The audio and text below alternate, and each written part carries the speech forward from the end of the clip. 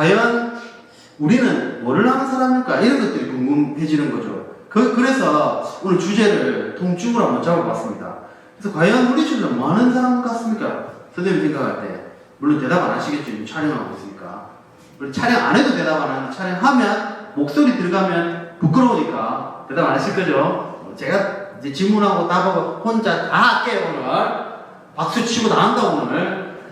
제가 생각할 때 물리치료사는 통증을 없애고 그 통증 때문에 제한되어 있는 기능을 우리가 조금 해결해줘서 일상생활로 행복한 삶을 살 수 있도록 만들어주는 사람이 아닐까 이런 생각을 하거든요.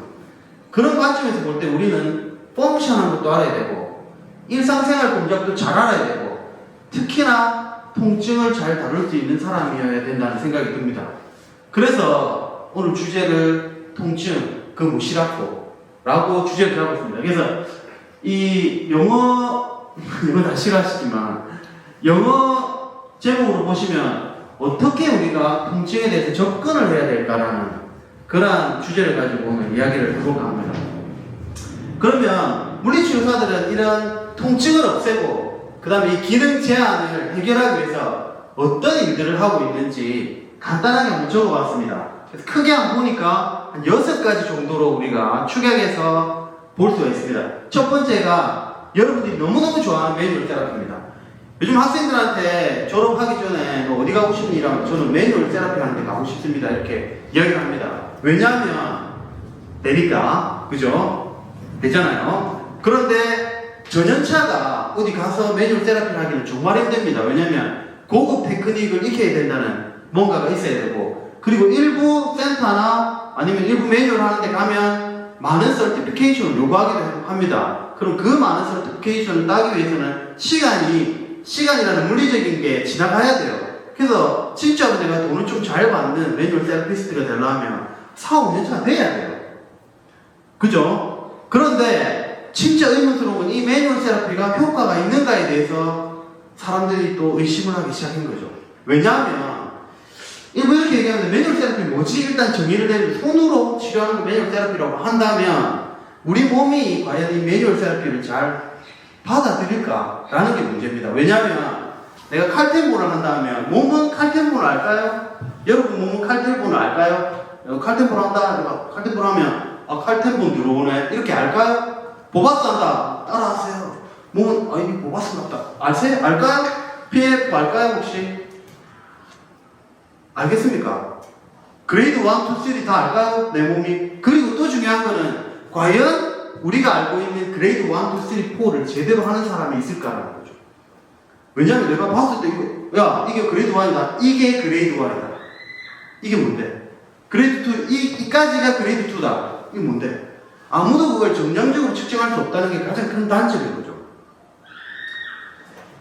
거기에다가 우리가 팔페이션도 제대로 잘 할 수 있을까? 사람마다 근육도 다르고 그죠? 그 다음 딥한 머슬을 제대로 팔페이션 할 수 있을까? 라는 것도 문제입니다. 그러면 우리 브레인은 어떻게 생각하느냐면 이 매뉴얼 테라피는 단지 스티뮬레이션입니다. 스티뮬레이션. 그리고 브레인은 리스판스로 반응할 뿐이에요. 그냥.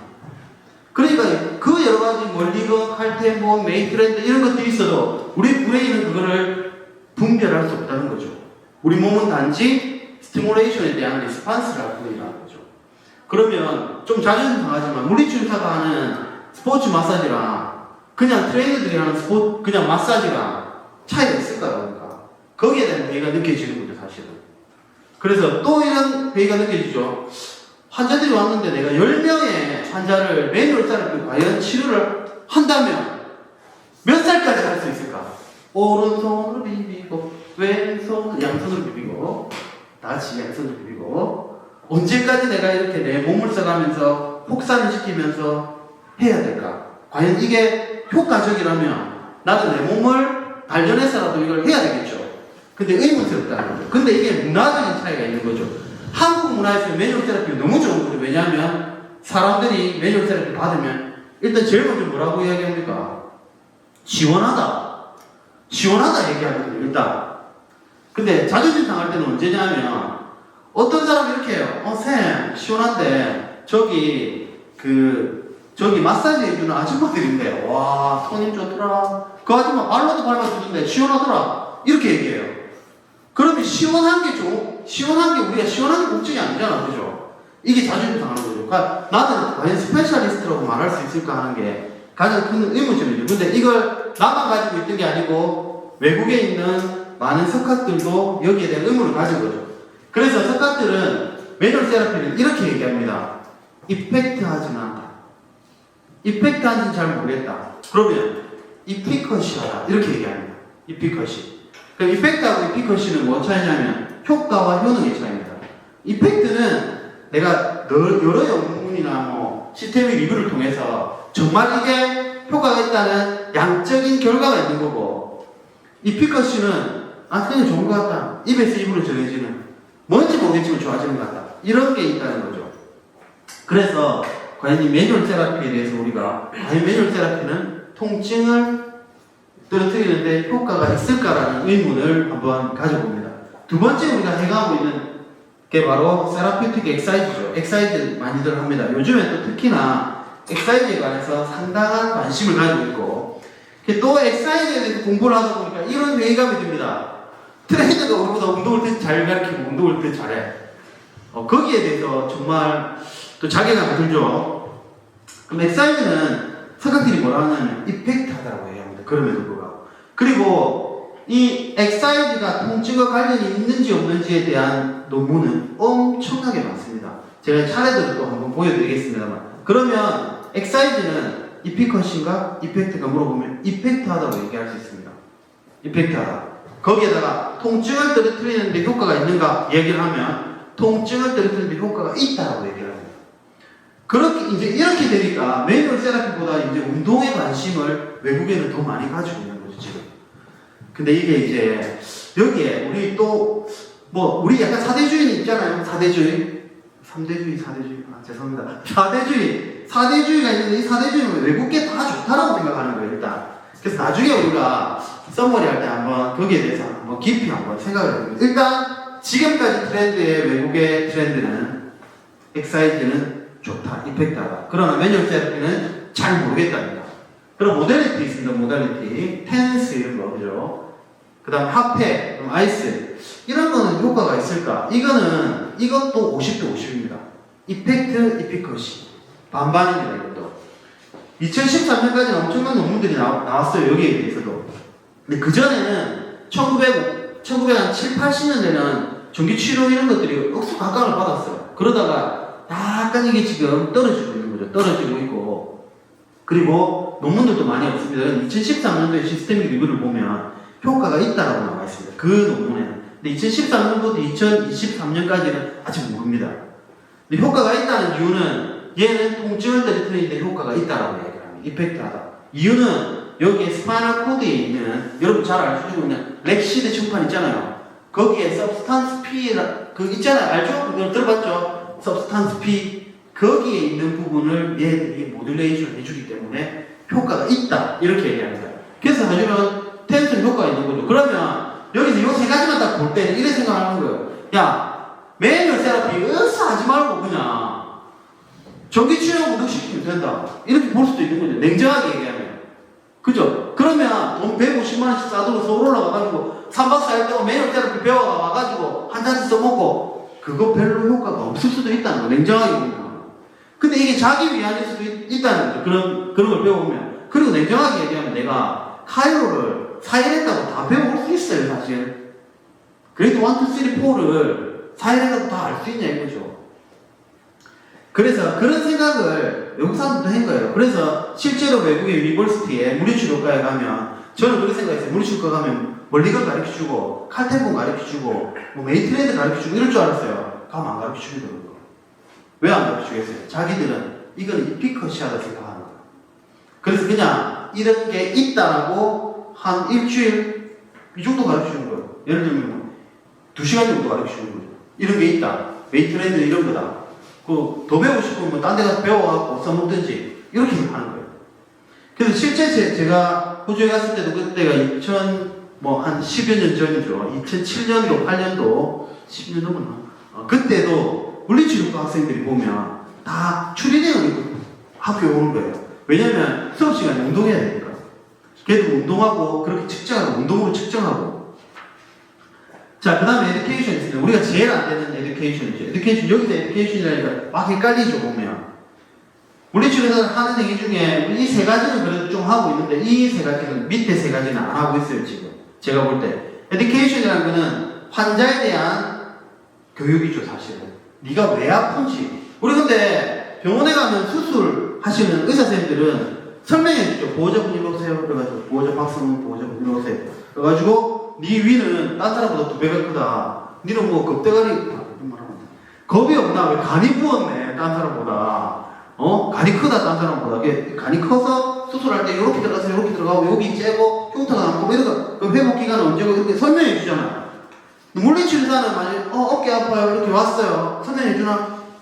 설명해 주는 사람 잘 못 본 것 같아. 제가 당신의 증상을 이리저리 살펴보고 그 증상이 왜 왔는지 제가 좀 몇 가지 테스트를 해볼게요. 테스트를 하고 나서 이 테스트는 뭘 위한 거고 이 테스트 때문에 당신은 만약에 당신은 임피지먼트 신드롬 같습니다라고 이야기를 해주고 임피지먼트 신드롬은 이런 거를 충돌 증후군이라고 얘기를 합니다. 근데 본인은 지금 충돌 증후군 중에서도 약간 그레이드 1 정도 되시기 때문에 뭐 이 정도로 엑사이즈 하시고 통증은 이렇게 릴리즈 하시면 됩니다. 이렇게 설명해 주더라고요. 아무도 없잖아.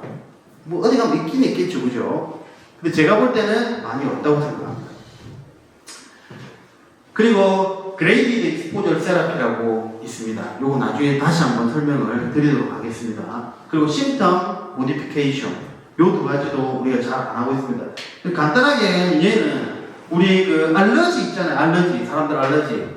만약에 외국에는 땅콩 알러지 있는 애들이 많거든요. 복숭아 껍데기 알러지 이런 거 많잖아요, 그죠? 그런 알러지가 있는 거 치료 요새 어떻게 하냐면 애한테 말 안 하고 땅콩 조금 묻혀서 주는 거예요. 그 샌드위치 만들 때 땅콩을 조금 묻혀서 주고 그 다음에 애가 아무 말 안 해. 그럼 조금 더 묻혀서 주고 아무 말 안 하면 조금 더 묻혀서 주고 그럼 지가 네가 먹은 게 땅콩이란다 이렇게 가르쳐주는 거죠. 나중에 결국은 그렇게 해서 애가 땅콩에 알러지가 생기지 않도록 만들어주는 거죠. 이 치료는 엄청 오래됐습니다. 이런 치료는 익스포저 테라피는 심리학에서는 거의 한 40년 정도 전부터 이런 치료를 하죠. 왜냐하면 우유를 먹기 싫어하는 사람들은 이거 어떻게 하는지 몰라. 뭐 이거 약간 그 수면 치료 이런 것도 하던데 보니까 뭐 자기가 오이를 못 먹고 고추를 갖다 대고 이렇게 막 이렇게 뭐 수면 치료하고 이러 하니까 이 사람 나중에 그 고추 냄새를 맡으면서 오이라고 이야기를 하고 막 이렇게 하더라고요. 그렇게 해갖고 막 못 먹는 거 먹이고 그 다음에 거기에 대해서 이제 별로 불필요한 반응을 하지 못하도록 만드는 거 이런 것들이 그레이디드 점진적으로 노출시키는 세라피. 그래서 그레이디드 익스포저 세라피라고 얘기합니다. 그다음 심텀 모디피케이션은 오늘 통증을 이해하기 위한 핵심이라고 볼 수 있습니다. 이건 뭐냐면 이제는 이런 말 합니다. 통증은 우리가 컨트롤하는 것일까? 컨트롤이라는 말 알죠? 컨트롤 무슨 말인지 알죠? 컨트롤은 내가 좌지우지하는 거죠. 일로 안 가나? 저로 가. 왼쪽으로 가. 오른쪽으로 가. 위로, 아래로 이렇게 내가 다 내 마음대로 할 수 있는 게 컨트롤입니다. 그죠? 그러나 지금은 페인 컨트롤이라는 말보다는 페인 모듈레이션이라는 말을 많이 씁니다. 이 말은 페인을 조금 조절하겠다는 얘기죠. 조절. 내가 바꿔보겠다. 그러니까 속이겠다. 뇌를 속이겠다는 얘기입니다. 그렇게 뇌를 속일 수 있는 심텀을 속일 수 있는 여러 가지 방법들을 우리가 활용하자는 거죠. 그래서 이런 6가지 행위들을 우리가 하는데 주 목적은 바로 아까 얘기했던 통증을 떨어뜨리고 기능 향상을 하기 위해서 실시하는 거다 이렇게 봐주시면 되겠습니다. 벌써 시간이 30분 지났네요. 바람직합니다. 그죠? 혹시 오늘 뭘 기대하고 오셨나요? 뭘 기대하고 오셨어요? 내 강의를 기대하고 오셨겠죠? 네. 자, 그러면 이 6가지 얘기를 하는데 그러면 지금 통증이 뭐라고 생각하세요? 통증이 뭘까? 일단 정의를 한번 내려봐야 되겠죠. 지금은 통증은 이렇게 얘기합니다. 아까도 컨트롤할 수 없는 거고 모듈레이션 하는 거라고 얘기했듯이 통증이라는 거는 이제는 이모션이라고 얘기합니다. 이모션. 그리고 unpleasant sensory라고 합니다. 좀 불편한 감각이라고 얘기해요.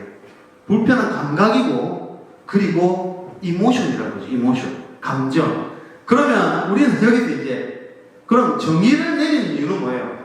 그 정의가 통증이기 때문에 이걸 조절하기 위해서는 그걸 조절해라는 거죠. 그럼 뭘 조절하면 됩니까? 그 unpresent한 센소리를 조절하고 그 다음 이모션을 조절해라는 거죠. 모디피케이션 해라는 겁니다. 그죠? 근데 여기서 이제 고민에 빠지게 돼요. 저도 이 공부를 하면서 여기서 고민에 빠지게 되는 거예요. 우리가 사람의 감정을 어떻게 조절을 해요? 이거는 마치 이 선생님, 내 선생님 너무 마음에 든다. 첫눈에 보니까 딱 내 스타일이야. 이 쌤의 감정을 내가 조절해야 돼요. 이제부터는. 그렇잖아요. 그래야 나에게 관심을 주고 이제 뭐 비자기가 자기가 될 수 있는 거잖아요. 넌 셀프가 될 수 있잖아. 그리고 우리 사귀는 거 할 수 있잖아. 그게 쉬워요? 쉽습니까? 박성쌤 쉬워요 이게? 쉽냐고? 네. 너무너무 어려워 이게. 왜냐하면 쉬웠으면 내가 내 마음에 드는 여자분이 남자분 다 사귈 수 있지. 감정을 조절할 수 있으니까. 큐피트도 알고 막 사랑에 빠질 수 있으니까. 그런데 그게 안 된다는 거죠. 여기서 우리는 또 아주 실망을 하게 됩니다. 어려워지기 시작하고. 그러면 어떻게 하면 그렇지만 가까이 갈 수 있는가를 고민을 해야 되는 거죠. 그렇지만 또 이게 아주 능통하신 분들도 있어요. 그죠? 가사나오바 이런 사람 있잖아요. 그죠? 그래서 그런 사람들이 사례가 되는 거죠. 그런 사람들이 사례가 되고 본보기가 돼서 감정을 조절할 수가 있는 겁니다. 그럼 매뉴얼 세라피부터 보면 아까 얘기했듯이 여러 가지 논문들이 있습니다. 제가 뭐 작년에 들었던 근거중심 물리치료를 하던 APPI에서는 이렇게 단호하게 얘기합니다. 20%밖에 이펙티브하지 않다. 나머지는 이피컷이하다. 이렇게 얘기를 한 바가 있습니다. 근데 제가 이제 쭉 논문을 찾아보니까 더 많은 논문들이 있어요. 시스템 리뷰도 있고. 근데 그렇다면 매뉴얼 세라피 정의를 좀 다시 해야 되는 거 아닌가. 여기에 공통적으로 실버 네일이라는 사람하고 그 다음에 패터슨이라는 사람이 얘기하기로는 매뉴얼 세라피도 그냥 손으로 하는 것만 포함된 게 아니고 손으로 하면 또 가만히 나. 무건 수행이에요. 이렇게 하진 않잖아요. 매뉴얼 세라피 하면서 물어보죠. 언제부터 해보셨어요? 그리고 뭐 좀 라포가 형성되면 그 환자가 다 얘기해요. 뭐든지. 이야기를 하다 보면 경청하게 되고 이분이 가지고 있던 어떤 감정적인 문제도 얘기하는 사람도 있어요. 어떨 때는. 그렇죠? 그래서 이런 모든 과정이 다 MT다. 매뉴얼 세라피다. 라고 해야 된다. 그렇게 본다면 매뉴얼 세라피는 이펙트하다. 그리고 아까 맨 마지막에 나왔던 심턴 모디피케이션 있잖아요. 여기에 매뉴얼 세라피 들어가는 겁니다. 심턴 모디피케이션. 뭐냐면 이렇게 짚었을 때 아픈데 쌤 그렇게 짚지 말고 이렇게 한번 해보세요. 괜찮네요. 내가 뭔가 조절해줬어. 그 다음에 쌤 내가 가만히 여기 뭐 떨거덕거리는 것 같아요. 근데 쌤이 트랙션 우리 물리치료 쌤이 트랙션을 쫙 해줬어요. 무릎에. 트랙션 하니까 소리 안 난다. 이게 뭐예요? 심턴 모디피케이션인 거죠. 그래서 심턴 모디피케이션 중에 가장 좋은 게 또 하나 매뉴얼 세라피가 될 수 있는 거죠. 그래서 저는 나중에 결론적으로도 말씀드리겠지만 매뉴얼 세라피는 물리치료사가 잘해야지 심턴 모디피케이션을 잘할 수 있고 그래야지만이 우리가 통증에 보다 더 잘 접근할 수 있다. 이렇게 생각을 합니다. 그래서 예전에 통증을 바라보던 게 시각이 바이오메디컬한 시각만 바라봤습니다. 지금은 BPS 모델 아시죠? 바이오메디컬한 것도 보고 사이콜로지컬한 것도 보고 소셜한 것도 같이 봐서 이 세 개를 같이 뭉뚱그려서 우리는 통증으로 접근을 해서 치료를 해야 된다 라고 하는 게 개념이죠. 엑사이즈는 아까 말씀드린 것처럼 엑사이즈를 하면 우리 뇌에 있는 마약 물질이 나와서 통증을 억제한다는 이론들이 많습니다. 엄청난 논문들이 많죠. 근데 최근에 나온 흥미로운 논문 중에 2019년도부터 지금도 계속 나오고 있습니다. 엑사이즈 Induced Hyperalgesia라는 용어가 나옵니다. 이걸 약자로 EIH랍니다. 혹시 들어보셨나요? EIH 안 들어보셨죠? 엑사이즈 디크리즈는 그냥 적고 엑사이즈 Induced Hyperalgesia. 엑사이즈가 뭐를 만든다? 하이퍼알제시아를 만든다는 거. 통증을 누그러뜨린다 이 말입니다.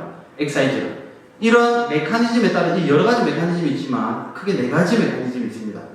이걸 가지고 엑사이즈를 하면 통증을 떨어뜨릴 수 있다는 게 요즘에 뜨고 있습니다. 그래서 엑사이즈를 반드시 통증을 떨어뜨리는데 활용을 해라. 여기에 키포인트가 되는 게 페인 이니비션 페인입니다.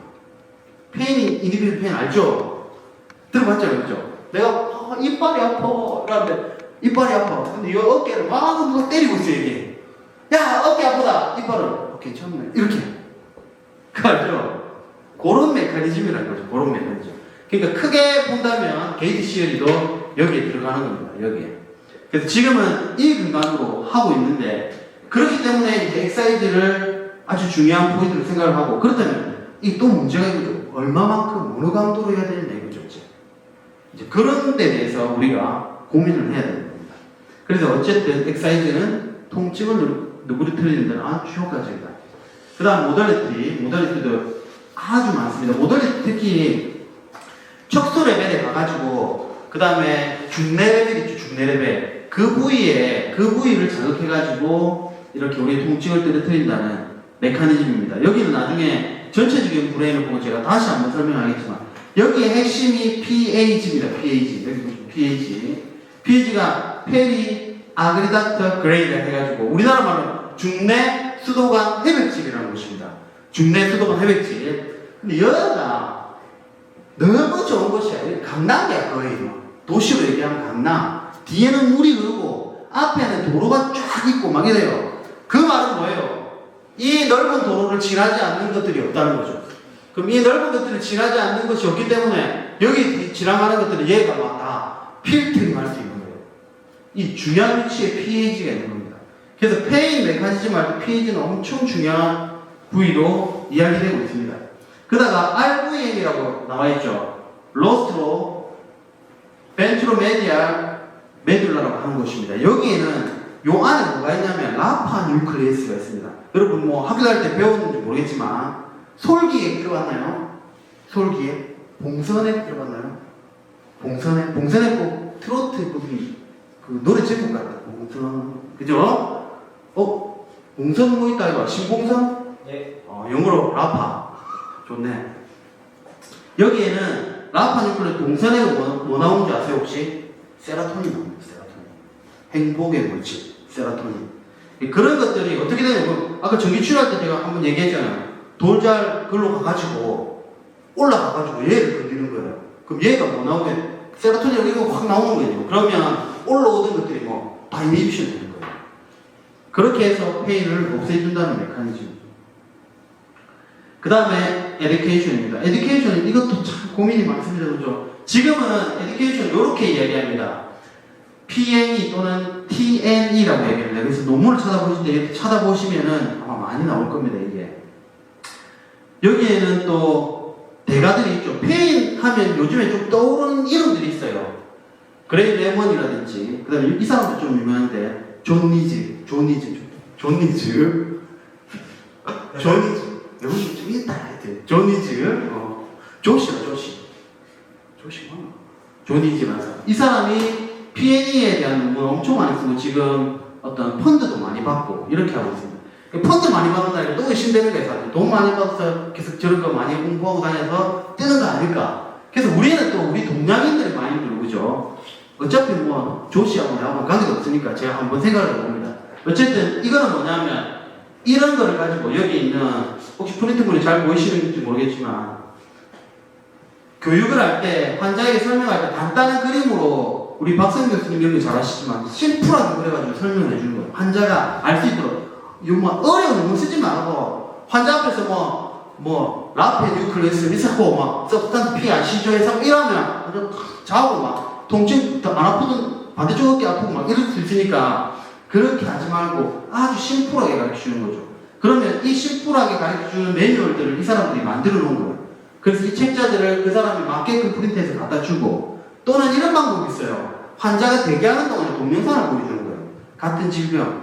그럼 이 질병은 그렇게까지 아픈 건데 네가 아픈 건 좀 심하게 아픈 거다 이렇게 가르쳐주는 거죠. 그 아픈 이유가 바로 이런 거다 이렇게 얘기합니다. 어떻게 얘기하냐면 단 예로 여기에 은유라는 표현이 있어요.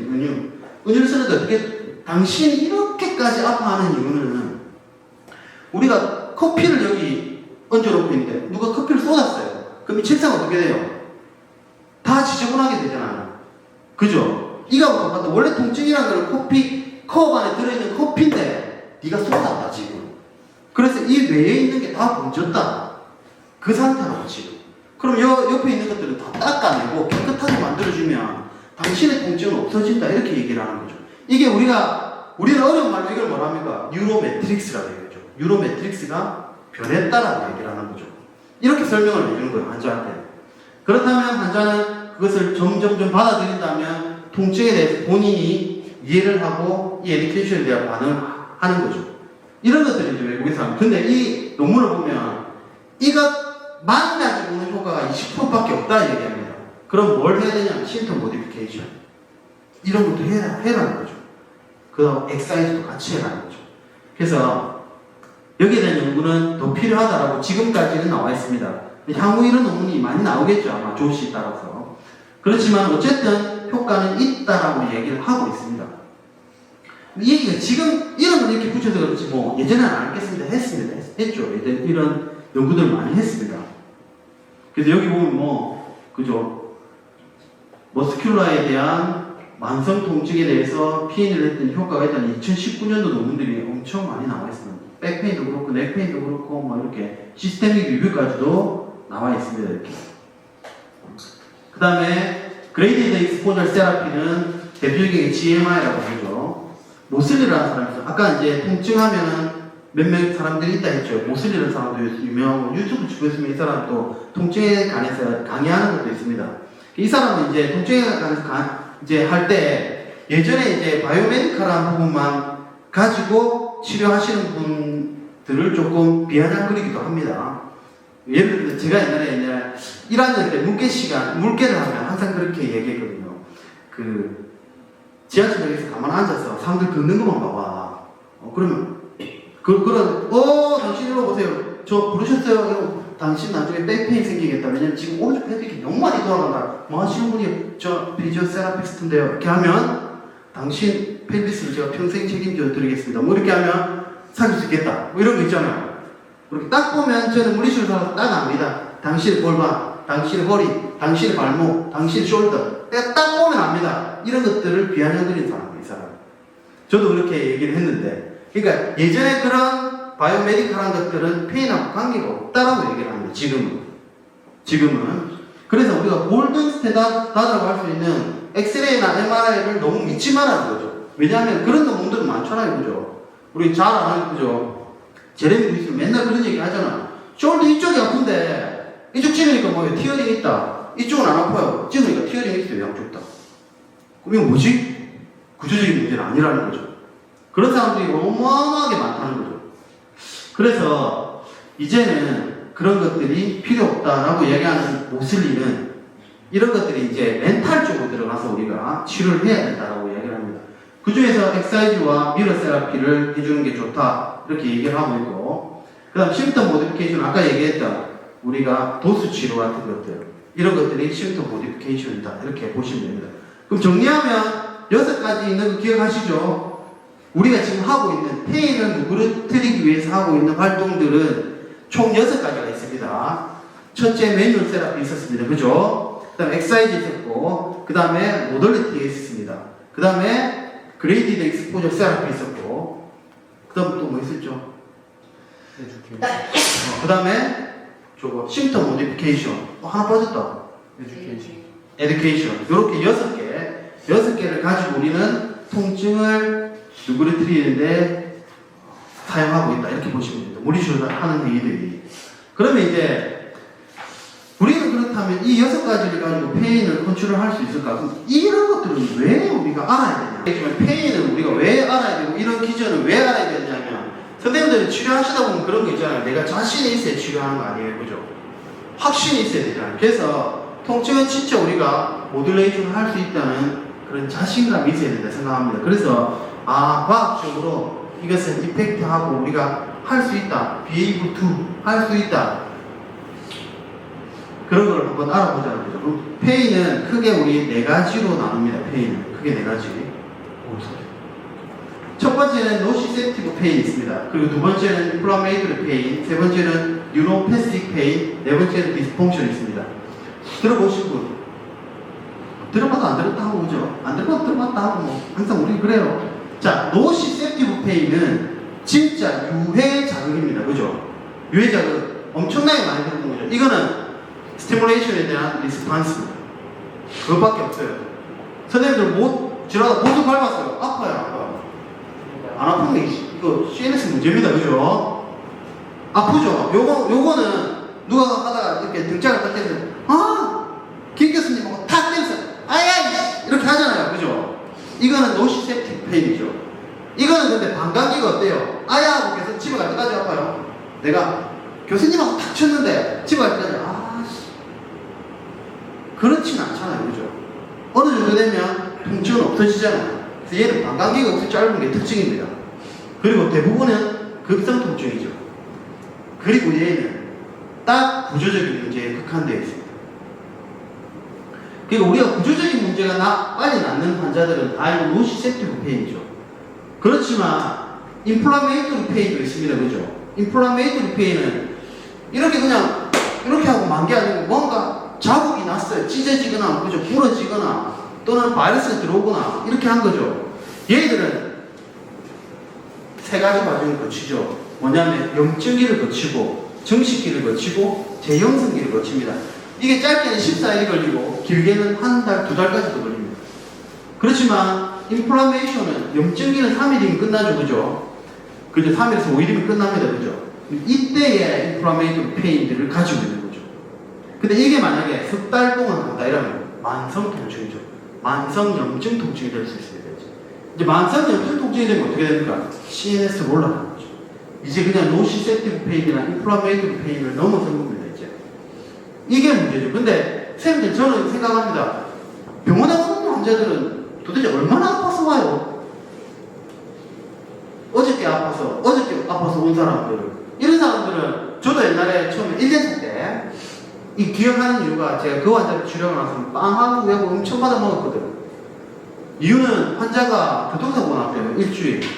여기가 막 너무 열도 나고 막 뜨겁고 아프고 기도 잘 안 되는데 기도 잘 안 되면 맹하고 이명도 좀 눈도 잘 안 보이고 제가 뭐 해줄게요. 펜스를 여기에다가 딱 대줘요. 펜스 사운드를 여기 SCM 모습을 해줬어요. 그 다음 잘 보인다고 광명을 찾았다고 와가지고 사랑을 뺏겼으면 어디 갔어요? 하면서 막 와가지고 빵 죽을 하더라고. 이거죠. 노시셉티브 페인입니다. 그냥 CNS 올라갔던 페인이 아니고 노시셉티브 한 건데 어쩌면 가만히 있어도 낫는 건데 제가 힐링 프로세스를 좀 앞당겨 준 거예요. 그런 것들이 바로 인플라메이토리 페인입니다. 그럼 이걸 구별해야 되는 이유는 뭐냐면 인플라메이토리 페인이 있는 염증기 때는 우리가 손을 대면 돼요, 안 돼요? 손을 대면 안 돼요, 이때는. 그러면 지났어요. 그래서 이게 정식기가 재형성기가 이루어지고 있어. 그때는 손을 대도 되는데 조심해서 대야 되고 또 약도 같이 복용하면서 치료를 받아야 되는 거죠.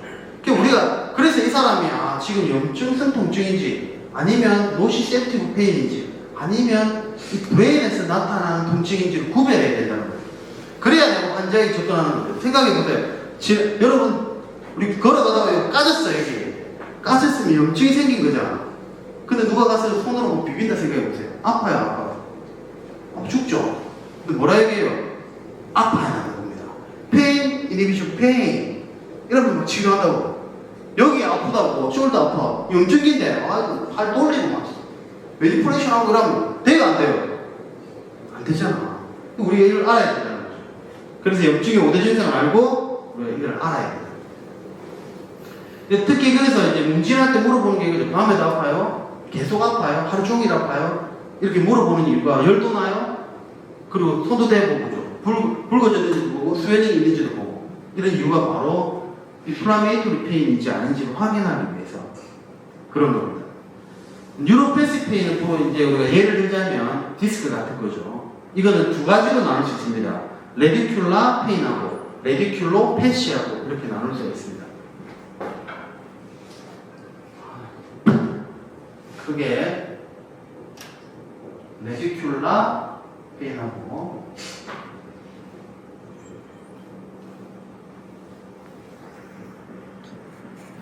레디큘로 패시 이렇게 두 개로 나눌 수 있습니다. 두 개로. 레디큘라 페인은 잘 아시다시피 여러분들 그냥 번개같이 이렇게 자골신경통 여기 전기같이 떠는 것 같다 이렇게 얘기하는 것이 바로 레디큘라 페인입니다. 레디큘러 패시는 우리가 잘 알고 있는 겁니다. 센소리 모타에 문제가 생깁니다. 더마톰을 따라서. 이거 아시겠죠? 그러면 이 두 개를 구별하기 위해서는 어떻게 합니까? 그 더마톰에 모타 힘이 빠지는지 근육에 힘이 빠지는지 아니면 센소리 로스가 있는지를 살펴보면 되겠죠. 이런 것들은 바로 우리가 얘기하는 유로 패시 페인이라고 볼 수 있습니다. 그 다음 디스펑션이 문제입니다. 이제 디스펑션. 디스펑션은 크게 세 가지로 나눌 수 있습니다.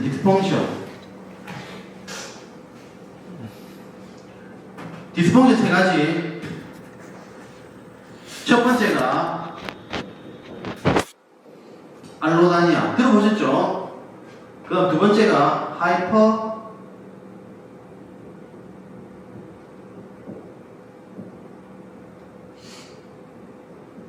하이퍼알레시아. 세 번째가 CS입니다.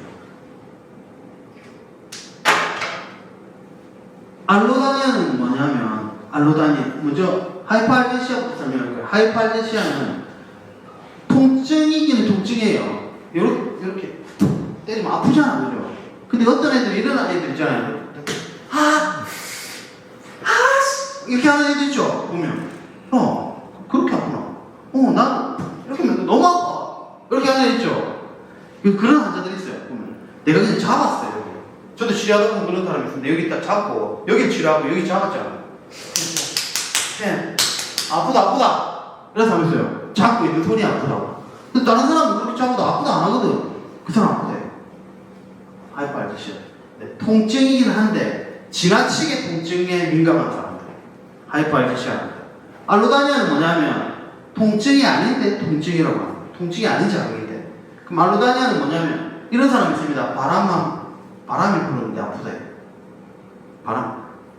이랬는데 아프다. 이렇게 하는. 이게 바로 알로다니아죠. CS는 센츄럴 세스타이레이션이라고 하죠. 우리나라 말로 중추감정이라고 들어보셨을 겁니다. 이거는 CNS의 문제입니다. 브레인에 아까 얘기했던 뉴로 매트릭스의 변화 때문에 통증이라고 느끼는 거죠. 통증에 아주 민감해요. 요게 이제 문제가 되고 특히 CS가 상당히 만성 통증 환자에게는 상당히 많이 가지고 있다라고 얘기합니다. 그래서 이제 여기 핵심은 그거예요. 그러면 여기 이 사람들이 만성이 됐을 때는 그냥 바이오메디컬한 것만 보지 말고 이 CS를 봐라는 거죠. CS의 원인이 뭔지를 봐라는 거죠. 원인이 심리적인 것도 있고 사이콜로지컬한 것도 있을 거다. 그래서 바로 2017년도 야니키라는 사람이 여기 관해서 논문을 썼습니다. 그래서 이 논문의 차트에 따르면 5가지로 분류를 했습니다. 이 사람이 5가지로 분류해가지고 이 사람 문진을 할 때 이 사람이 과연 어떤 페인을 가지고 있는지를 가지고 치료를 해라는 겁니다. 5가지니까 이런 차트를 그릴 수 있는 거죠. 이렇게 뭐 이런 거 그릴 수 있잖아요. 그죠? 이렇게 그리겠죠. 문진을 했을 때 이 사람이 어디에 표장되어 있는지를 나타낼 수 있겠죠. 이걸로 이렇게 그릴 수 있잖아요. 이렇게. 그럼 이쪽이 많으면 이 사람은 노시셉틱 페인이 많구나. 이렇게 문진을 통해서 점수를 매겨서 이걸 가지고 이 사람 페인의 형태를 살펴볼 수 있는 거죠. 그러니까 딱 그 페인이다 말할 수 없잖아요. 중복되어 있지만 주로 이 사람이 한 60%는 CS고 나머지 40%가 노시셉틱 페인이구나. 이렇게 분류를 할 수 있습니다. 이 사람 잘 안 보이시죠 지금? 이분은 잘 안 보이고 보라고 여기 보라고. 자 지금 첫 번째 빨간 거 보시면은 이 빨간 게 노시셉틱 페인이라고 돼 있죠, 그죠? 우리가 아까 배웠다. 두 번째 약간 주황색으로 보이는 게 뉴럴로지 시스템에 대한 페인입니다. 여기 디스펑션이라고 말할 수 있는 부분. 그다음 요쪽이 이제 기저질환에 대한 겁니다. 기저질환에 대한 거. 요게 이제 이모션, 코그니티브 이모션. 요쪽은 사회적인 거, 노란 건 사회적인 거 이렇게 보시면 됩니다. 그러면 얘만 놓으시고 요쪽은 심리적인 거, 그죠? 요쪽은 사회적인 거 이렇게 보시면 됩니다. 크게 세 가지로 이해되십니까? 그리고 A는 우리가 흔히 볼 수 있는 좀 심플한 케이스, B는 어려운 케이스 이야기합니다. 그러면 먼저 볼게요. 여기 노시셉티브 페인은 그냥 자세가 삐뚤하다 또는 컨트롤에 문제가 있는 사람들 있잖아요. 뭐 근육의 밸런스가 이상해서 그런 사람들이에요. A에 있는 거 노시셉티브. 이 사람들은 저는 어제 운동을 너무 많이 했더니 이거 아파요. 운동 쉬세요. 왼쪽 쉬니까 괜찮아. 이런 사람들. 그럼 제가 자세 계속 이래갖고 많이 던지거든요. 자세 이래가 던져보세요. 괜찮아. 이런 사람들이. 이런 사람들이고, 그 다음 뭐 코어가 약하다 이런 거 다 여기 속하는 거죠. 여기 위에 사람들은 플렉처, 외상, 끊어지고, 뭐, 그죠? 찢어지고, 이런 것들이 B에 속한다고 보시면 됩니다. 됐죠?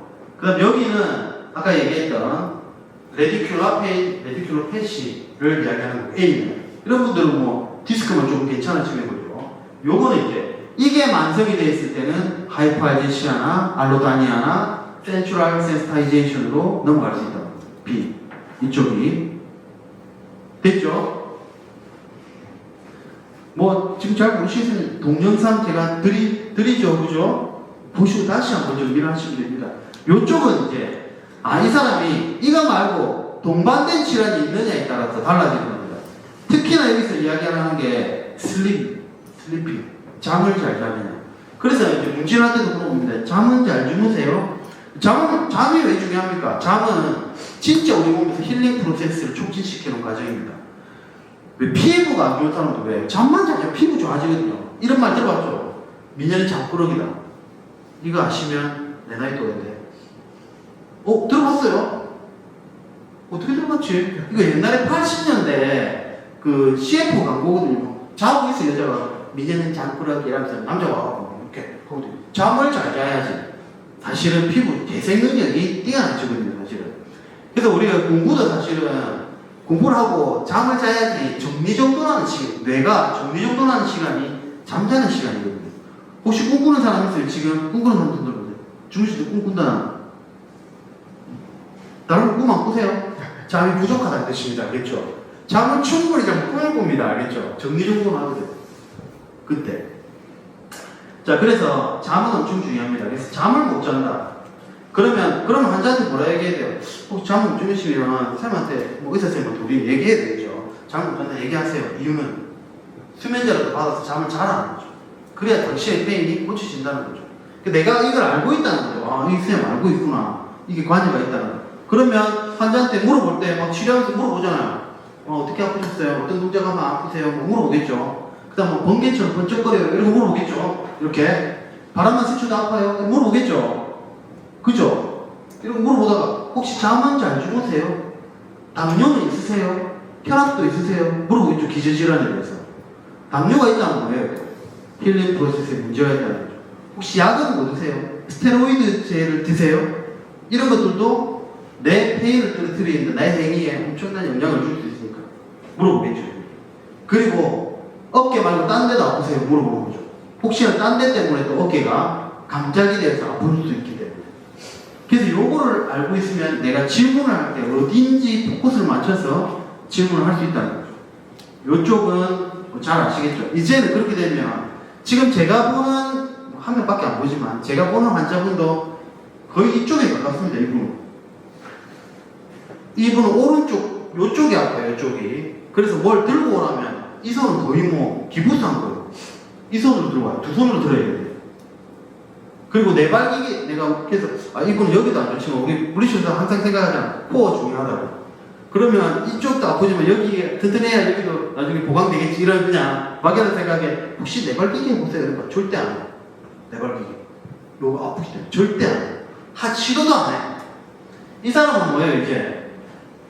커핑이죠, 커핑. 자기를 보호하려고 너무 지나치게 보호기자입니다. 근데 우리나라는 모르겠습니다. 이런 게 많아요, 보면. 많다는 이유는 그래요. 의사선생님한테 가서 환자들이 바라는 답증요. 일단 답을 정해놓고 가요. 선생님, 제가 무릎이 아파요. 왜 아픈 줄 아세요? 내가 젊을 때 고생을 너무 많이 했거든요. 내가 안 해본 일이 없어요, 20대부터. 70까지 시장에서 바닥에 목 쭈그리고 앉아보고 이랬거든요. 그래서 무릎이 아파요. 답이 정해져 있죠. 선생님 뭐라 해야 돼요? 쉬세요. 이걸 오는 거예요. 물리치료사 운동합시다. 쌤 쉬가 있는데 또 운동해라고. 내 평생 행위 운동이다. 내 걸어다니겠다. 짊어지고 내 걸어다니 그 운동하기가 운동했는데 또 운동해라고. 이렇게 운동을 회피하는 거지. 그런 것들이 카페인이죠. 그리고 또 본인의 믿음이 있어요, 보면. 그래서 이제 세미쌤이 예를 들어서 그 무릎이 아프시면 이렇게 런지 같은 거를 많이 하셔야 됩니다. 이렇게 하면 쌤 나 요렇게 하면 아프다. 나는 런지 이렇게 하면 아파. 나는 오히려 누워서 다리 들기 이런 거 해야 된다. 이런 거 절대 하면 안 돼. 본인이 가지고 있는 치료법이 있어요, 보면. 특히 할머니들 더 많죠. 뭐 새끼찌를 구워 먹어야 맞는다. 뭐 관절염에 그죠. 막 태어난 찌를 잡아 먹어야 한다. 이런 게 있어요. 옛날에 저희 할머니도 우리가 그 어디 팔에 나와서 새끼찌를 잡아가 구워 드시더라고요. 근데 나섰어요. 우리 할머니 무려갖고 못 걸었거든. 어떻게 낫게요, 근데? 신기하잖아. 그 소문 낼 거잖아. 찌먹고 나섰다고. 찌먹고 나을 거라 생각하고 걸어다니는 거죠. 좀 아파도. 익스포저 세라피 한 거야, 스스로. 자, 그 다음에 여기는 사회적인 컨텍츄얼 드라이빙이라고 해가지고 나오는 건데, 이거는 외부적인 거죠. 그 갑질하는 부정적인 뭐 이런 거 있잖아요. 업무에 대한 스트레스, 이런 것 때문에 몸이 아프는 거. 이런 것들이 여기에 들어갈 수 있습니다. 그래서 크게 5가지로 나누고 A, B로 나눴습니다.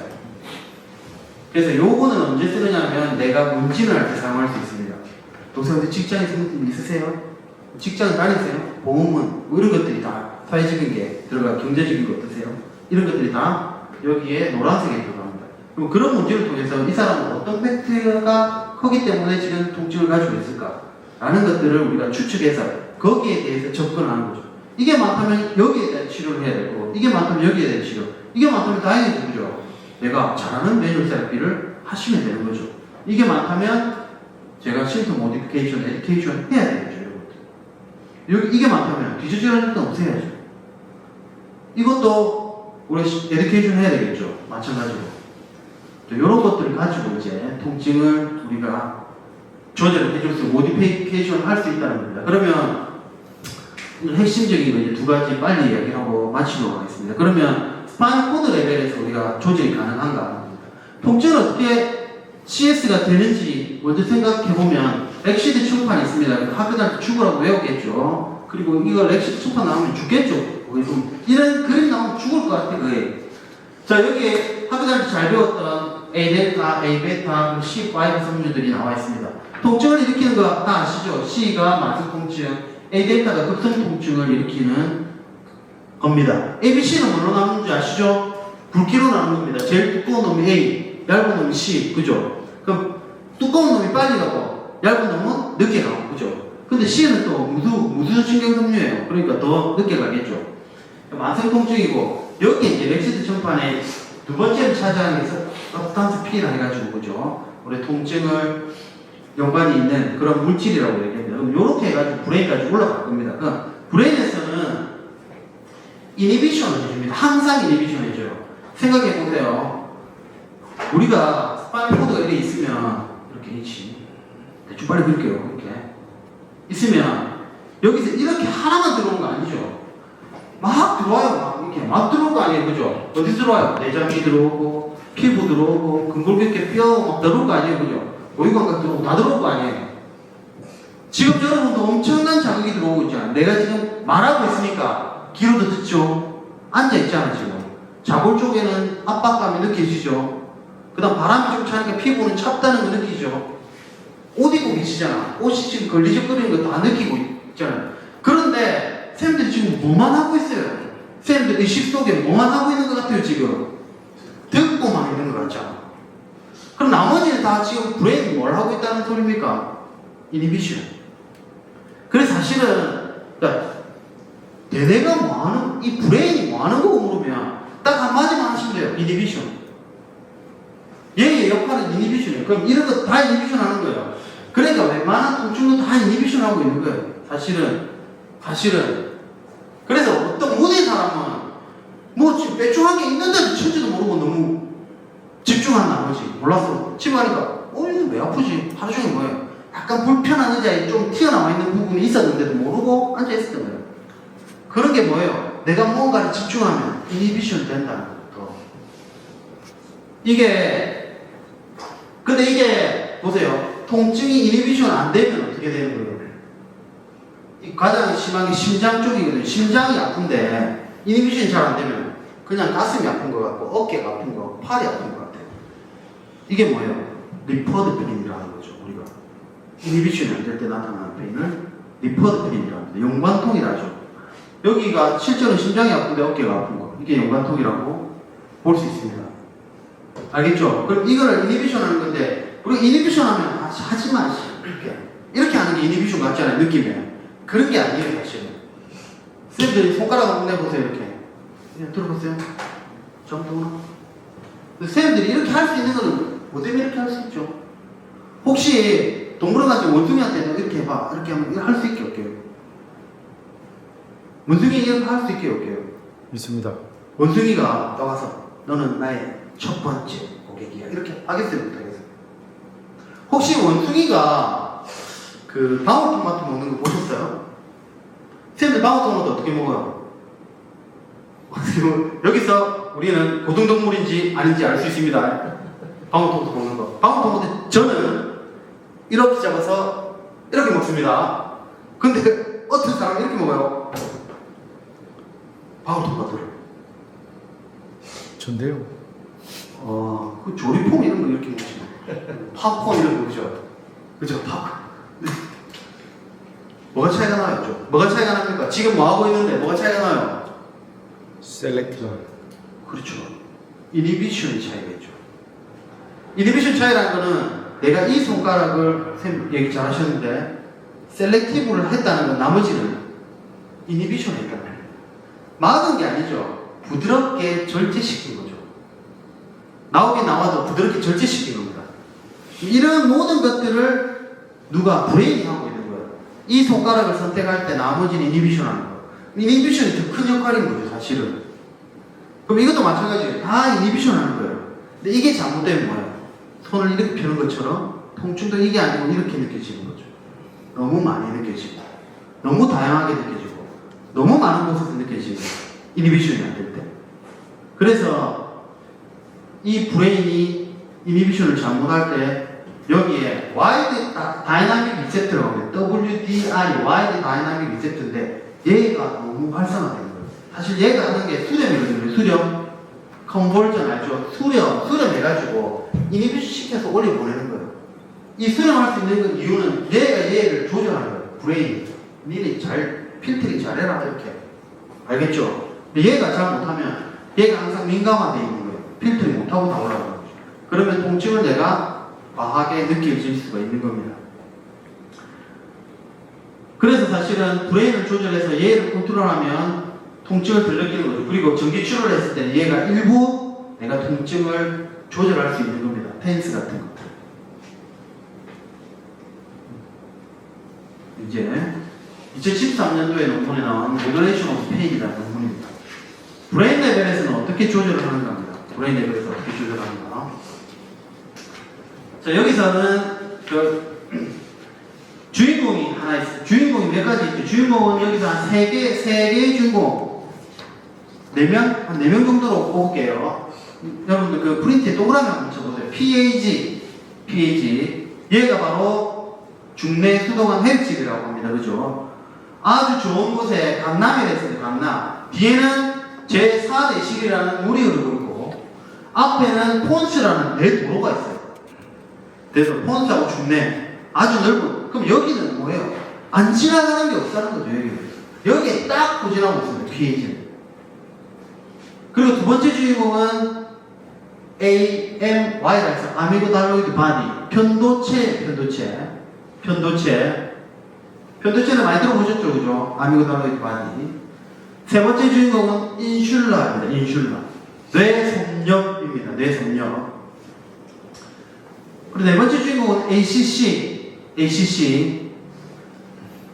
전대상회라고 합니다. 전대상회. ACC. 요 네 개가 통증을 증폭시키기도 하고, 통증을 줄이기도 하는 겁니다. 그러면 얘들을 조절할 수 있는 메인은 프리프론탈 에어리입니다. 얘가 조절할 수 있습니다. 그럼 하나씩 차례대로 얘기를 해볼게요. PAG는 뭐 하는 거냐면, PAG는 필터링 하는 겁니다. 통증을 필터링 하는 거. 적어놓으시면 돼요. 필터링. 그 다음에 얘가 또 주로 하는 게 디폴트 모드 들어보셨죠? 디폴트 모드입니다. 디폴트 모드는 공부 안 하고 아무것도 안 하고 쌤 지금 한번 하세요. 그러면 저 멍하게 있는데 이런 거. 근데 또 이런 말도 하죠. 너의 디폴트 모드는 우울이야. 이런 얘기 들어보셨죠? 가만히 있는데 맨날 뭔가 신기한 일이 일어날 것 같은 표정을 맨날 짓고 있는 이 사람, 이런 디폴트 모드도 있고 이런 디폴트 모드도 있어요. 그죠? 어쨌든 이런 디폴트 모드에 관여하는 것이 PH다 이렇게 보시면 됩니다. 그 다음에 아미고달로이드 바디는 잘 아시겠지만 뭐 하는 겁니까? 좋다 나쁘다를 결정하는 겁니다. 좋다 나쁘다. 아미고달로이드 바디는 좋다 나쁘다. 특히 뭐를 더 기억합니까? 나쁜 걸 더 많이 기억합니다. 아미고달로이드 바디는. 그래서 좋다, 그죠? 나쁘다. 좋은 거는 부교감입니다. 부교감. 나쁜 거는 교감입니다. 그러니까 얘는 오씨 나쁘다 이러면 도망가야 돼요. 털 세우고 도망가야 돼. 좋으면 편안하네, 우리 함께 하자 이렇게. 그럼 이게 뭐하고 관계 있냐면 아미고달로이드 바디는 사회적 거리하고 관계 있습니다. 사회적 거리. 회사 직원이 부장하고 엘리베이터 같이 다 와요. 붙어가요. 부장님 이건 진짜 사회성이 좋다, 그죠? 오히려 뭐 이렇게 잘하는 사람 그런 거 할 수 있겠지, 그죠? 그래서 대부분은 낯선 부장님 만나면 각각 떨어져서 이렇게 있잖아요. 사회적 거리, 그죠? 근데 편안하면 어떻게 해요? 가까이 붙어 있는 거죠. 그런 걸 결정하는 게 아미고달로이드 바디입니다. 사회적 거리 아시겠죠? 그리고 얘는 또 누구하고 밀접하냐면 히포캠퍼스하고 밀접한 관계가 있습니다. 옆에 바로 붙어 있죠. 그래서 나쁜 건 바로바로 기억합니다. 나쁜 거. 그래서 선생님들도 기억이 어릴 때 기억 있나 물어보면 좋은 기억보다 나쁜 기억이 더 많아요. 충격적이었던 거. 그런 것들이 더 기억이 납니다. 사실은. 그래서 좀 안타까운 얘기지만 연인과도 사귀면 좋았던 추억보다 나쁜 기억이 남아요. 그때 싸웠던 거, 잘 못해준 거 이런 게, 잘 못해준 거, 잘해준 거 이렇게 기억하는 거는 아미고달로이드 바디가 히포캠퍼스에 나쁜 기억을 더 잘 심어주기 때문에 그렇다. 여기서 또 우리 큐를 하나 얻을 수 있습니다. 통증은 나쁜 기억이죠. 잘 기억됩니다. 엄청 잘 기억돼요. 감정의 모태는 뭔지 아세요? 익스피리언스입니다. 익스피리언스의 모태는 뭐예요? 기억입니다. 통증도 기억되는 거죠, 사실은. 그래서 우리가 아미고달로이드 바디의 이 편도체에 집중을 합니다, 또. 그리고 아미고달로이드 바디가 아주 활성화되어 있는 동물이 있죠. 토끼, 사슴. 얘들 사회적 거리가 어때요? 엄청 멀죠. 나는 진짜 토끼 한번 쓰다듬은 난 진짜 니 먹기 싫어. 너 너무 귀여워서 다가가는데 토끼는 욱수 회피하죠. 욱수 두려워하죠. 이거 활성화되어 있는 거죠. 사람도 그런 사람 있죠. 우리가 MBTI 하면 I다 이렇게 얘기하는 사람이 E보다 많아요, 사실은. 왜 그래요? 대부분 70%가 I입니다. 왜? 아미고달로이드 바디의 70%가 나쁜 겁니다. 나쁜 걸 기억하고 사회적 거리를 두려워하는 회피 현상이 있기 때문이에요. E는 나이 들면 겁이 없습니다. 그죠? 내 생각에 나이 들면 혈액순환이 이쪽이 안 되나 봐. 활성화가 안 돼. 겁이 없어요. 간이 분 게 아니고 아미고달로이드 바디가 쪼그라들어서 내가 겁이 없을 수도 있는 겁니다. 사실. 자, 아미고달로이드 바디였고, 그 다음에 인슐라입니다. 세 번째 주인공 인슐라. 인슐라는 뭐 하는 거냐면 역겨운 겁니다. 역겨운 거. 인슐라는 어디 있냐면 축대문을 뜯으면 안에 있어요. 인슐라는 5세 이상이 되면 발달을 합니다. 역겨움이라는 건 뭐냐면 미팅 나갔는데 왜? 오늘 기대하고 나왔어요. 잘생긴 남자 나올 줄 알고 약간 어디 불편하세요? 네 얼굴이 불편해. 이렇게 얘기할 때 이 역겨운 거죠. 인슐라 발생합니다. 사람이 하는 행동을 봐도 역겹다고 생각될 때가 있잖아요. 그죠? 아주 나쁜 불쾌한 감정이에요. 인슐라. 이게 바로 인슐라입니다. 통증은 역겨움으로 받아들입니다. 인슐라. 이 네 개가 잘못 활성화되면 난리 나는 거죠. 지금. CS입니다. CS. 이런 매트릭스가 변합니다. ACC는 뭐 하는 거냐면 ACC는 통증할 때 요새는 인슐라, 아미고달로이드 바디, ACC가 엄청 관심을 많이 받고 있습니다. ACC는 우리가 얘기하는 공분입니다. 함께 흥분할 수 있는 거. 그 다음에 또 하나가 페리소나.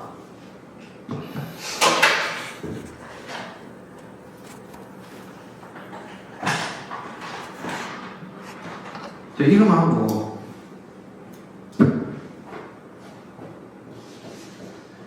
이게 가면이라는 뜻이거든요. 가면.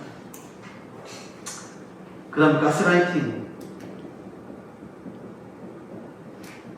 그 다음 위장치,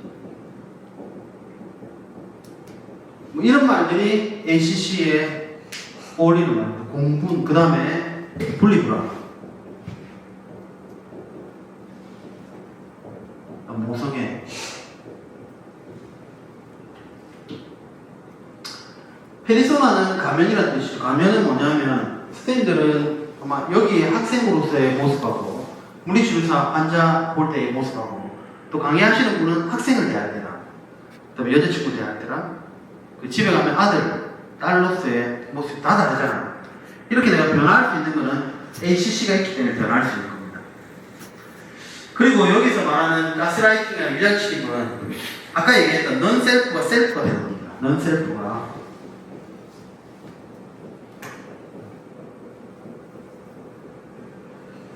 사실은 우리 피지올로지에서 셀프는 넌셀프는 엄청 중요한 놈이에요. 넌셀프는 뭐예요? 나쁜 놈. 셀프는 내 거. 여러분들 햄버거 좋아하잖아. 햄버거는 넌셀프게 셀프게 셀프. 그래서 그게 좋은 거예요. 내가 먹고 소화해서 내 걸로 만들잖아. 근데 바이러스 이런 거는 셀프예요, 넌셀프예요? 넌셀프. 쫓아내야 돼요. 넌셀프는 다 면역 체계로 다 밀어내는 거예요. 사람도 마찬가지입니다. 감정도 그렇게 생각하는 거죠. 넌 셀프야. 남이야. 남은 역겨워. 보기도 싫어. 상종 안 해. 셀프는 나야. 그래서 이런 말 있잖아요. 연인이 되면 넌 또 다른 나. 알겠죠? 그럼 이제 오늘부터 사귀면 넌 셀프 알겠죠? 셀프. 그래서 우리 사랑하는 사람 얘기할 때 자기야 이렇게 얘기하죠. 자기야. 지랑 똑같아. 지랑 내랑. 이게 바로 ACC 때문에 그런데 이때 넌셀프가 셀프가 되는 최초의 사람이 엄마입니다. 엄마. 엄마예요. 엄마. 엄마가 어디에 자리 잡고 있냐면 ACC 여기 딱 자리 잡고 있는 거예요. 엄마가. 그래서 애들은 엄마를 모방하고 엄마를 사랑하고 엄마에 딱 붙어 있는 거죠. 애들은. 그리고 만약에 그때 엄마가 들어있을 때 엄마를 때리면 어떻게 돼요? 죽어요. 심지어. 엄마도 죽고, 애도 죽고, 동물 실험에도 확정이 된 거예요. ACC 때문에, ACC가 그거 돼서 쪼그라들어서 죽는 거예요. 그럼 두 번째로 차지하는 게 친구입니다. 연예인. 그래서 중2가 되면 ACC가 가족에서부터 다른 사람으로 바뀌어요. ACC 차지하는 이 셀프가. 그러니까 이제 엄마, 아빠, 가족 말 안 들어 그때부터. 이해하는 거죠. 이제 그때부터. 이해하셔야 돼요. 아, 메커니즘이 이렇구나. 누구 말 들어요? 친구 말 듣고 연예인 좋아. 그때부터. 자, 이 얘기를 하는 게 여기는 누구나 다 위장치립을 가스라이팅을 통해서 할 수 있는 곳이에요. 그럼 아까 얘기했잖아.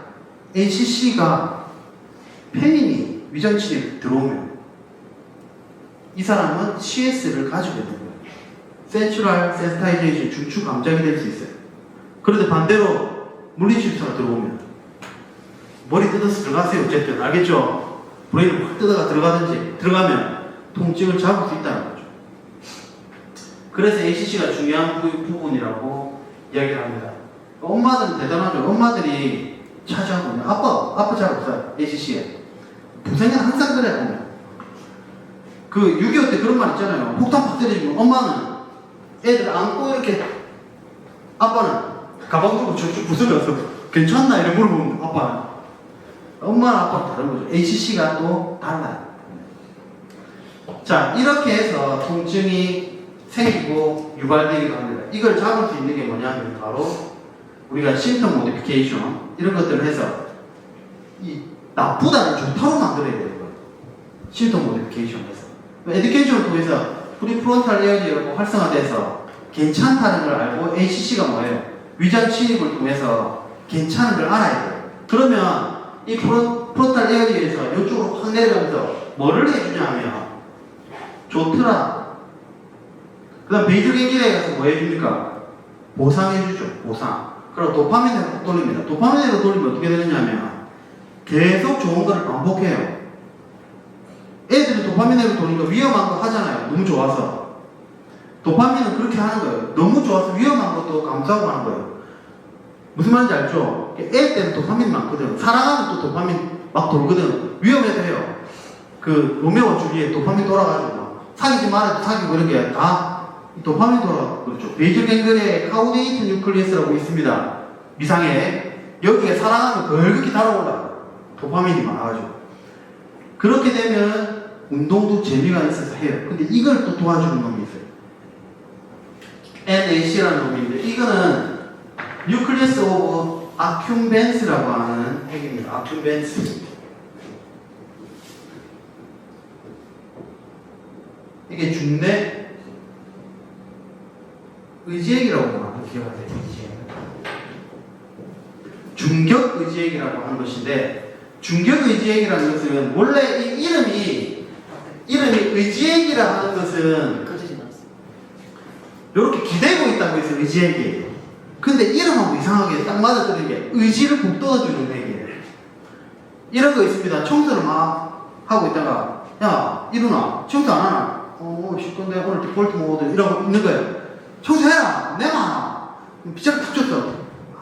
싫은데 이러면서 청소를 하기 시작했어요. 제가 그리고 갑자기 청소하니까 좀 재밌어. 책상 들어봐 청소 막 들어온다. 청소하기 싫다 할 때는 좀 그렇게 재밌게 하면 청소를 어떻게 된 거예요? 의지핵이 활성화돼요. 확 돌아버린 거죠. 이런 예가 많아요. 친구들 보고 뭐 어디 놀러 가자면 안 간다는데 놀러가 지 혼자 잘 오는 애들 있잖아. 의지핵이 돌아온 거죠. 또 우리 치료사한테 역시 중요한 거예요. 이게 심턴 모디피케이션 하고 엑사이즈 시키면 이게 도는 거죠. 그러면 쌤 그럼 좀 안 된다. 쌤 좋은데요? 이렇게 되는 거죠. 의지핵. 그리고 얘가 또 뭐하냐면 중요한 걸 어떻게 셀렉트해 집중 모드를 만들어줍니다.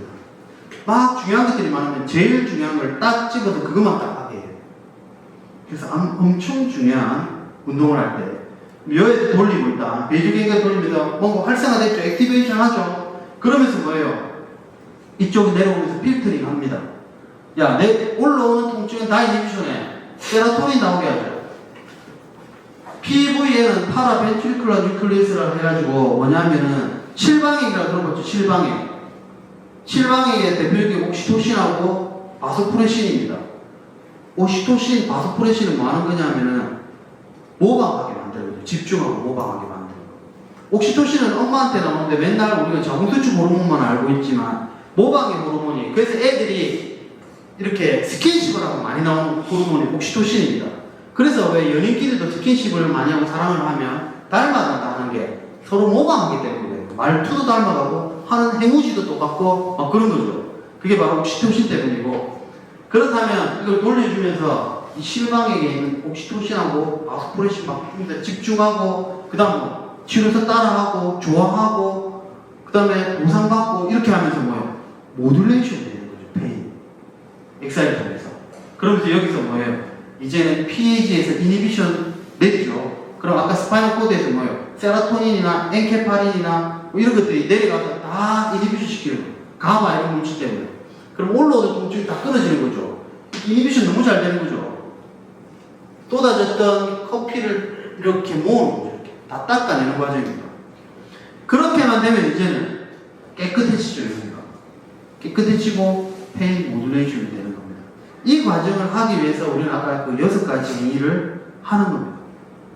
아시겠죠? 그래서 이런 메커니즘이 이미 2014년도부터 메커니즘이 확인이 된 바가 있는 겁니다. 그래서 우리가 이 6가지를 잘한다면 페인은 우리가 모듈레이션 할 수 있다. 그래서 잠깐 이제 그러면 엑사이즈가 통증을 떨어뜨린다는 최근 연구들이 많은데 이걸 우리가 EIH라고 얘기하고요. 여기에 대한 메커니즘 크게 이제 요 두 개만 보시면 됩니다. CPM이라고 하고 또 하나는 Temporal Summation. 요 두 가지를 가지고 이제 운동을 어떻게 시킬 건가를 보는 겁니다. 메커니즘은 CMP라는 메커니즘 아까 설명을 했습니다. 그렇죠? 이건 일단 여러 가지 통증을 이니비션 하기 때문에 운동을 할 때는 통증이 줄어든다라는 메커니즘입니다. 이 메커니즘은 뭐 2013년도에 레바라는 사람이 있습니다. 벨기에 사람인데 이 사람이 처음에 동물 모델을 토대로 해서 만들어냈습니다. 그래가 지금 인간으로 사람에게 적용해가지고 좀 유명해졌습니다. CPM이라는. 그래서 실험도 많이 합니다. 실험은 내용이 있습니다. 찬물에 손 넣고 알겠죠? 윽스 찬물에 10도 정도의 찬물에 손 넣고 여기에 통증을 측정합니다. 손 안 넣고 할 때라, 손 넣고 할 때라. 당연히 손 넣고 했을 때 뭐 통증이 훨씬 민감도가 떨어지는 거예요. 통증 민감도. 그런 실험들을 하는 거죠. 엑사이즈를 통해서도 이런 효과가 있다는 거죠.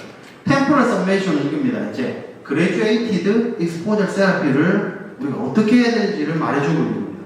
템포럴 서메이션이라는 거는 가중 들어보셨죠, 그죠? 시간 가중 아시죠? 시간 가중, 그죠? 계속 치는 거죠.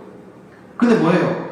통증이 떨어질 때는 치고 통증이 생기면 안 치고 이렇게 하는 거죠. 엑사이즈도 그래서 정적인 엑사이즈를 하지 말라는 거예요. 그래서 템포럴서 자 아프다 뭐하노? 스쿼트 이런 거 하지 말라고.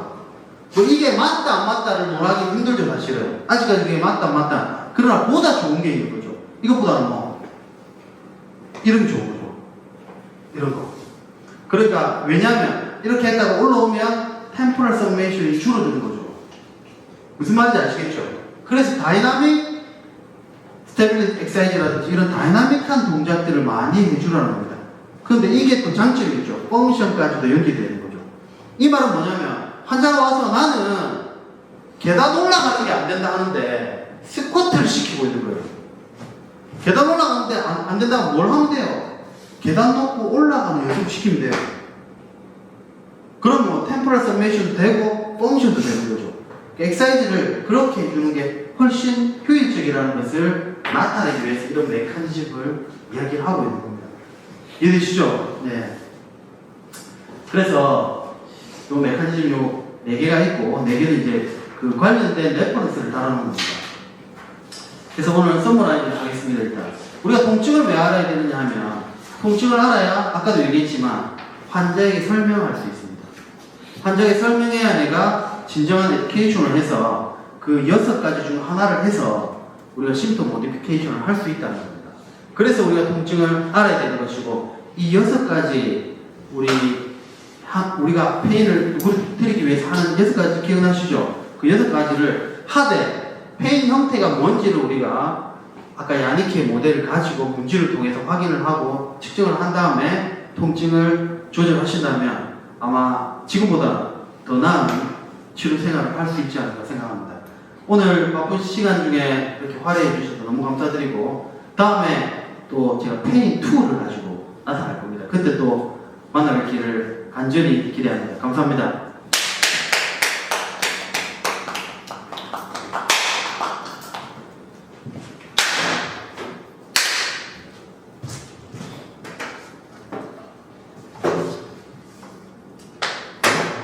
질문 있으세요? 질문.